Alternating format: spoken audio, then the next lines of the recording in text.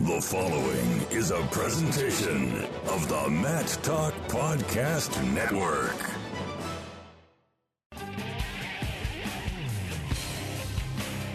It's time for the Guillotine Grapevine, a podcast for the land of 10,000 wrestlers. 10,000 wrestlers.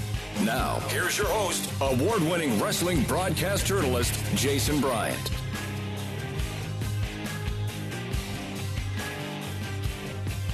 And welcome again, wrestling fans, to the land of 10,000 wrestlers. This is the Guillotine Grapevine. My name is Jason Bryant, and it is Super Sunday as we wrap up the NFL season. Oh, wait, we're not here to talk about pro football, even though I'm pretty sure, unless you were sleeping under a rock last night or whatever time you listen to this, that, those Patriots from the land of the newish England, the New England area, Boston, Foxborough, pulled out the victory. So hence the delay in getting this thing up. Normally I like to have these episodes out when we cover a Gopher duel pretty quickly up afterwards. That way, they can digest Sunday night and you can run to the message boards on Sunday night, Monday morning and take care of it.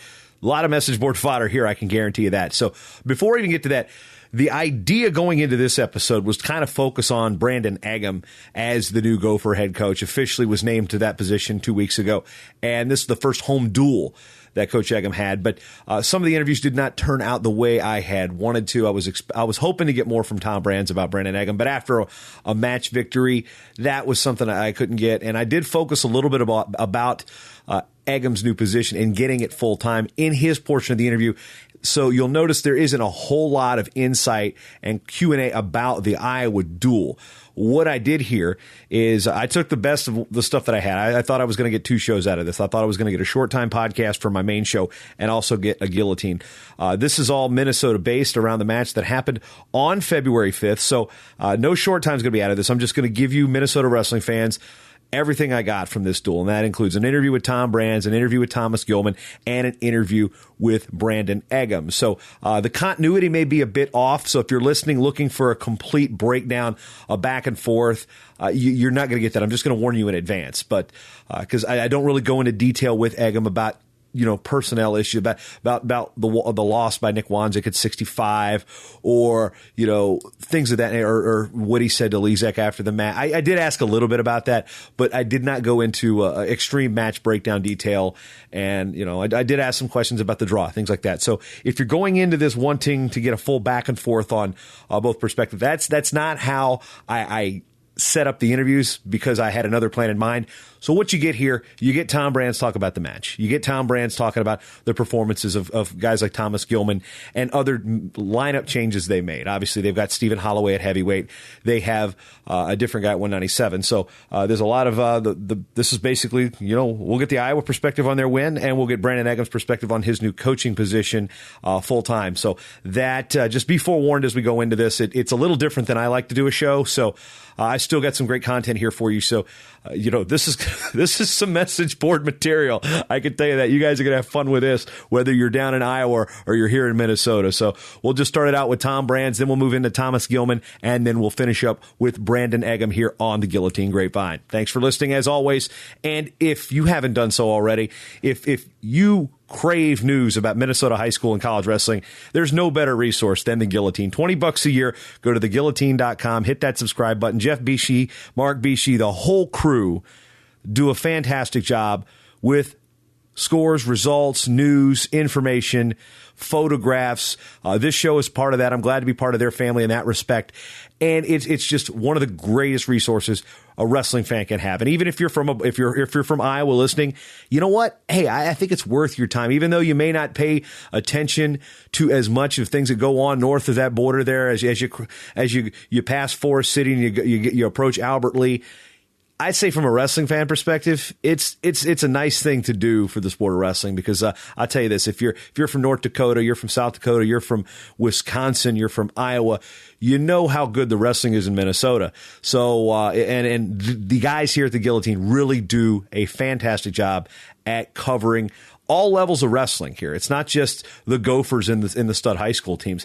They got results from everything down there, and down the southwest portion of the state, and they keep tabs on the Minnesota wrestlers that are wrestling out of state. And if you're an Iowa fan, you've had a couple Minnesota natives come in and do well for the Hawkeyes, the Cyclones, the Panthers, and even the Division III programs there. So just keep that in mind. If you're not a regular listener to the Guillotine, this is a fantastic news resource, and $20 a year goes a long way to help this program continue, and the magazine, which has been owned and operated by the Vichy family for 30-something years, and it's been around a lot longer than that. So that's my little pitch about this magazine. Again, here's Tom Brands, Thomas Gilman, and Brandon Eggum following the Hawkeyes' 27-11 victory over Minnesota on February 5th at the Sports Pavilion. First thoughts? 4 out of the first 5 matches had bonus points. That was big. They drew, and for reasons, and that everybody knows, and Gilman, got himself in a hole and dug himself out. 4 of the first 5 in bonus points. The 5th one was a Joey Gunther win. Just a big breakthrough for him getting that first round. Yeah, that's what we need. We need to keep bringing him along and keep making progress with every weight class that's in that category. He's emerging out of that category. I talked a little bit earlier today where we have kind of 2 categories in this team, and we need to bring that second category into the first category, and Gunther's been doing a good job. But he can open it up a little bit more, too, and build leads, that type of thing. It seems like he wrestles different when he has a 1 takedown lead, and we don't have to do that. Be more aggressive there because he does have good shots. And the thing is he shoots, scores, at the end of the first period. It's only going to get easier as that match goes on. That's how you got to think, because those guys are feeling his weight and his heavy hands on the head and the ties and the movement. With Bowman going 97, just giving Cash Wilkie a match off?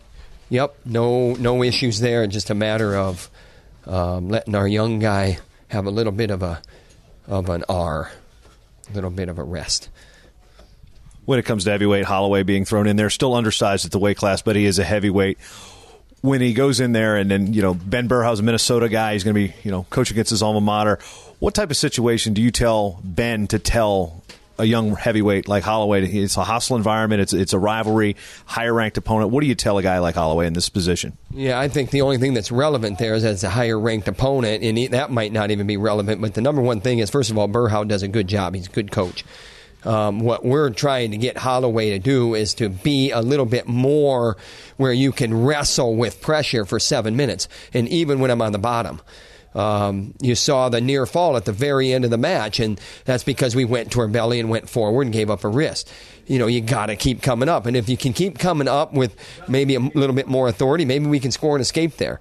For some reason, that guy didn't want to go on his feet with us. He felt something there, and we're making progress there where we're staying in tighter, those types of things. So, here's the thing. He's coming along. He's a light heavyweight, but he also has some serious strength where, he can use an underhook. He can get underneath you and pick you up, and you saw him pick the guy up from behind, even though he got a little extended there. But we got to keep working on it. He's a babe in the woods, but he's making progress. Now, talking about Corey Clark and Thomas Gilman. First, with Corey, you can see that he's a little more calculating, it seems, with the shoulder, with the brace on. Almost like he's got to be more cautious, but he's more I guess, for looking for the best shot and the best opportunity versus being more wide open. What's this injury done for Corey in terms of making him maybe crisper and more selective with his shots?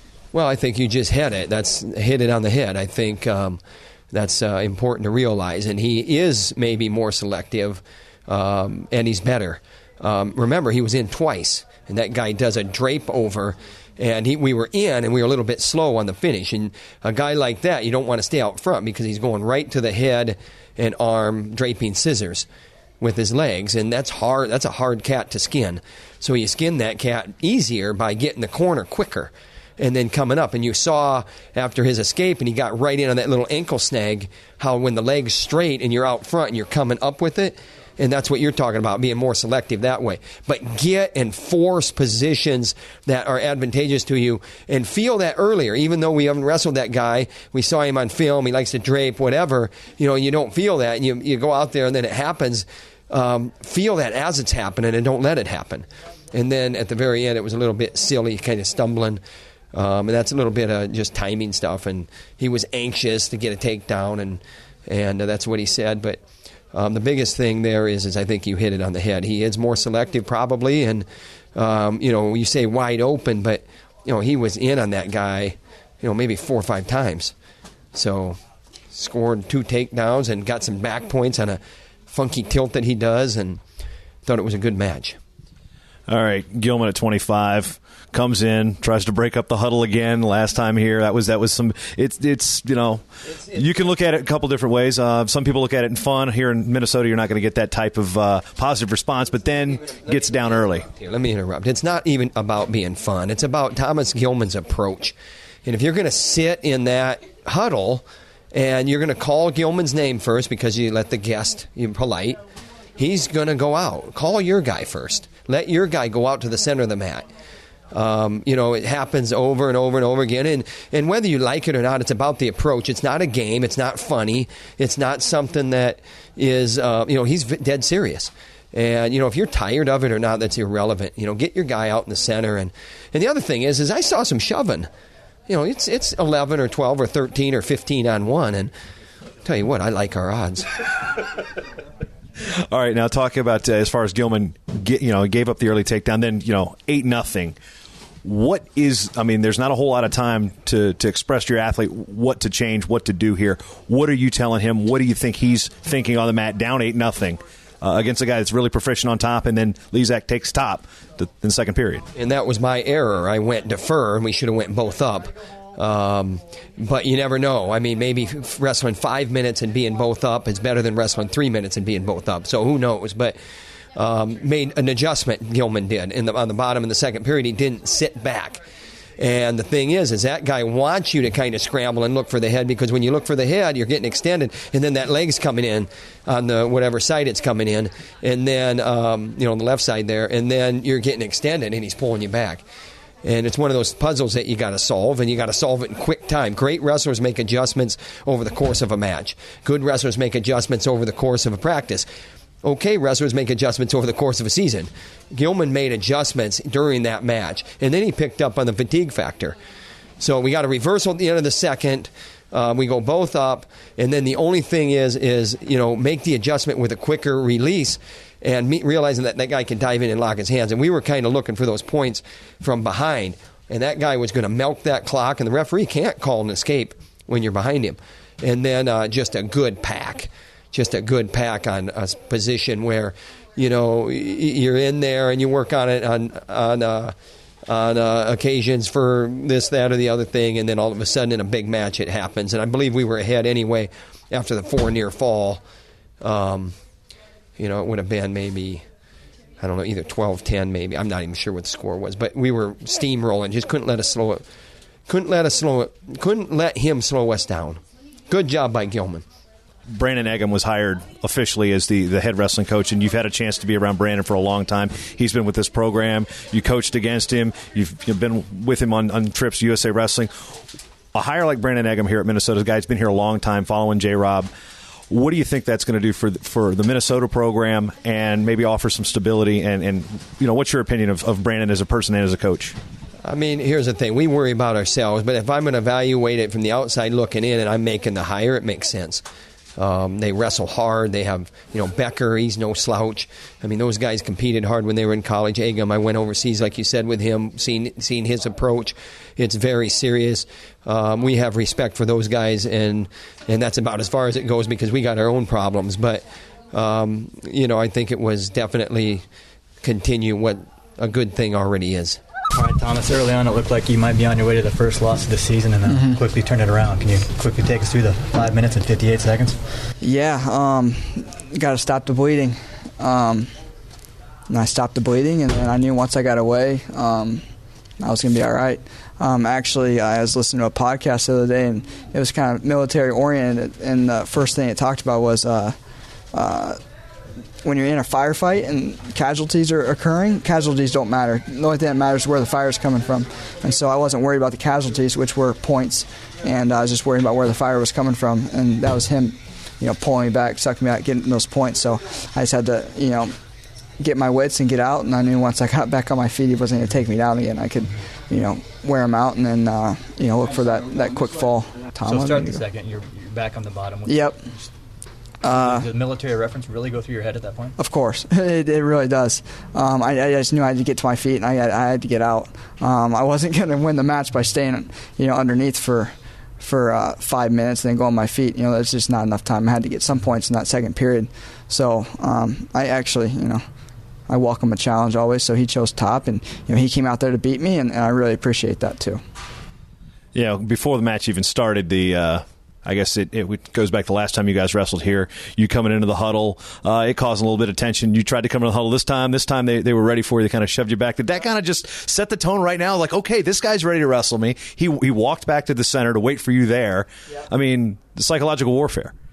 Yeah, I think it's more or less tradition now, trying to get in the middle of the huddle. But, I tried to, they're a little more ready for me this time. They kind of met me at the circle a little bit, yeah. But their bouncers got whooped too. So, he was ready to go. They had a game plan, and kudos to them, hats off to them. I mean, really genuinely mean that, because, he came out there to beat me, and not a lot of guys do that. They try to keep it close, so it was a good match. What did you sense from him that was going to be different? I mean, he came ready to go. He's taken some losses this year. It's not like it was a 1-2 matchup. This is a guy you're going to see in the Big Ten championships probably. But did you feel there was something different? Because when you wrestled him here 2 years ago, you smashed him, you teched him. It wasn't close. He was an undersized true freshman. Now he's grown into the weight.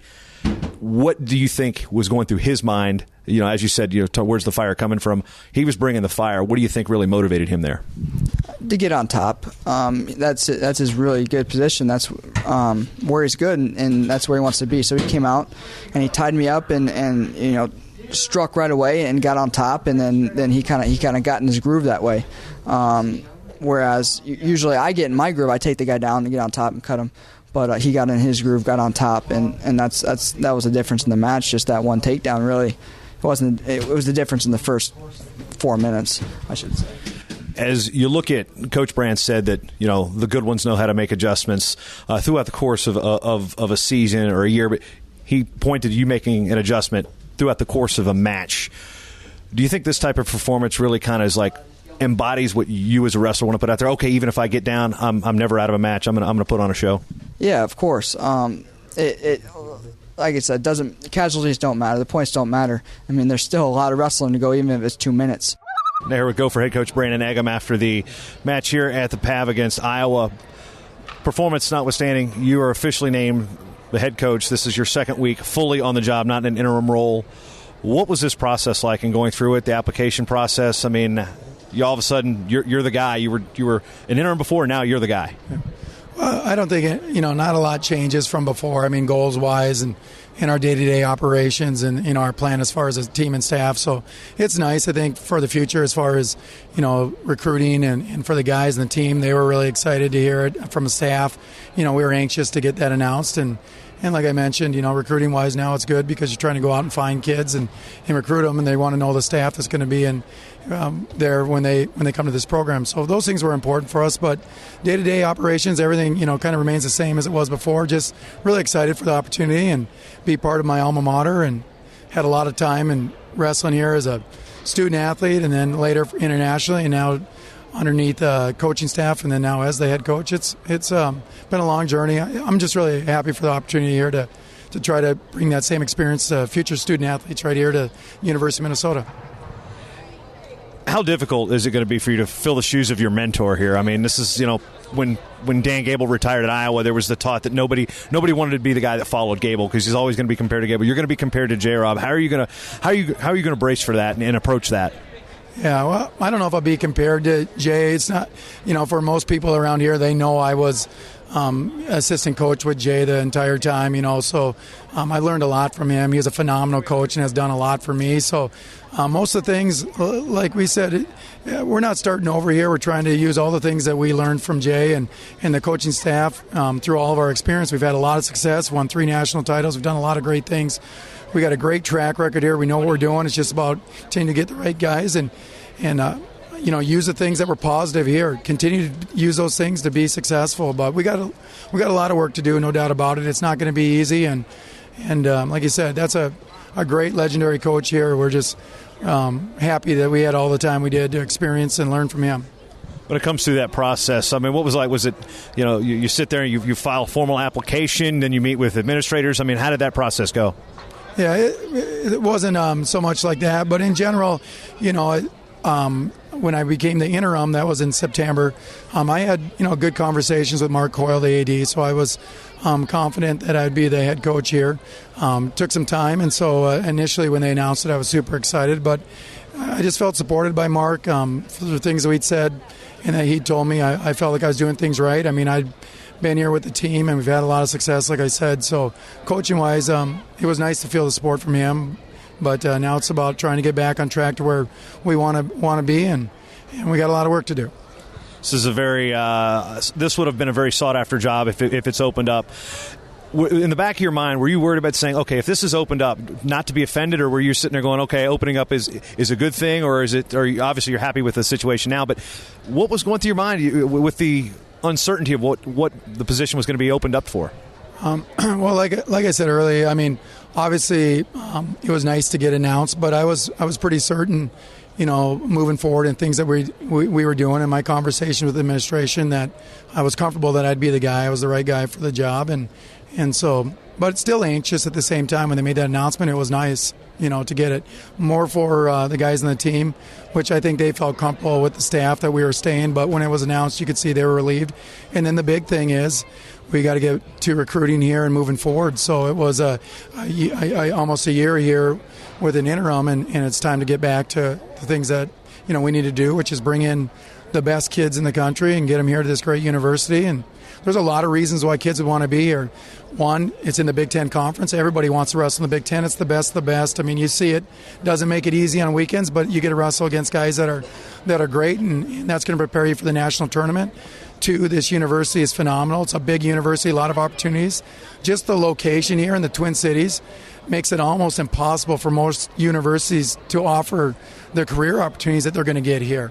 And everybody, we got a lot of guys that have recent grads that are doing phenomenal things. So those opportunities are great. Kids get that, parents get that, and now we got this Athletes Village, a $200 million Athletes Village that's coming up here. So for the wrestling room, it won't be in the next season, but the following season we'll have that. So those are things to kids. It's not like it makes a difference. You can win a national title. We prove it down in the wrestling room that we have right now, but sure is going to be nice to have all those new facilities and just great assets for the future student athletes. Yeah, you walk down to the dungeon. I mean, I've been down there a couple times. I walk in the door, I start sweating. And it's not because I'm working out. Now, as we talk about the Iowa outcome, obviously the match that was circled came at 125. Ethan Lezak up big after a period, takes top in the second, looking to be in control, gives up the late reversal. What happens when you're sitting there and you see what happens in the third period? And you sit there and what do you tell Lezak when he comes off the mat or in the tunnel or afterwards in that situation? I could see it in both senses, both guys. Like you could see, like you said, Ethan comes out, scores a takedown. I mean, if he gets his hands locked on people's legs, we've been telling people this guy's hard to stop. He's got good offense. He's done a great job getting better there. Scores a ton of points on top. Chooses top in the second period. And the same thing, you sense a little bit of that even for Thomas. I think a little disappointment in that because first period didn't go the way he wanted to. The big mistake, I think, from Ethan is just didn't finish the match. You could see he had a big lead, I think at one point 8 or 9 points, and should have just continued to look to score points, but was more looking at trying to get the win versus finishing the right way. Because he had opportunities in the second period to probably score, another turn or two, and so just didn't close it up right. So that was disappointing because you could see it. That could have been a really big win for us, for our program. We needed some upsets. We knew we had a chance, on paper to win potentially 4. The other one was 165. It was a nice win by Tommy at 141, but we knew we had to get another one. You win that one at 25, boy, that makes things a lot different there. It would have been a great win for him. So at least he has the confidence of seeing how dangerous he is. But, again, it comes down to the point, you got to finish matches, and you got to keep wrestling. You can't hold on for wins, not at this level. How much of the decision to draw the weight centered around 125 versus any other weight class? Well, this today's in the matchup. Both guys, our lightweights said we could start at 25. But the thing is, we looked on paper a little bit, just the way that their team was so strong down there, and we thought it'd be nice to get maybe Brett and Krails in there earlier and try to get some more momentum versus leaving it down to the very end. We thought that maybe that could spice things up. We didn't know where it would draw. Potentially, as we know, it could end anywhere, but And it didn't draw at the most ideal weight class either, with Kingsley coming down to 49 for the first time. No, exactly. So that was, Sorensen, great guy there too, but it wasn't a great, perfect draw. But in the end of the day, it keeps you honest. You got to be ready. All guys got to manage their weight right and do those things right. And that was our main thought there. I think guys did a good job managing their weight. It was just we wanted to get Brett and Krails there. We were hoping maybe get to a spot where it would have lit things up early and maybe not been fighting out of a hole. When you look back, I was here at the PAV today versus the last time they were here. It was at Williams. Even wasn't the biggest crowd we've seen. It was still a very animated group of fans that were in here. Terry was into it. Obviously, they lost a team point because of what afterwards. Gilman stormed Matt. This rivalry, even though when things aren't even and it's not a 1 versus 2 or a 3 versus 4, this rivalry just means so much to both programs. Yeah, it really does. Like I said, they travel well. They got great fans, but this was a great crowd. It got loud, with Lezak turning Gilman the first time. This thing, it sounded like the roof was coming off of it. But no doubt about it, it's a good rivalry. It's always going to be in that sense. And a lot of times, I thought there was a lot of respect that they gave to our program. On Friday, they didn't wrestle Clark against Wisconsin, and they didn't have their heavyweight in there, and then all of a sudden they bring him here. So it says a lot. They were definitely concerned in a sense that they gave us respect to know that, hey, you better be ready to go. And we're open. Our guys could have turned a couple of those matches around, but they're a good team. They do a great job, obviously. We're proud of our guys and their effort, but we got to finish some of those matches better. And so that's kind of where we're at, I guess.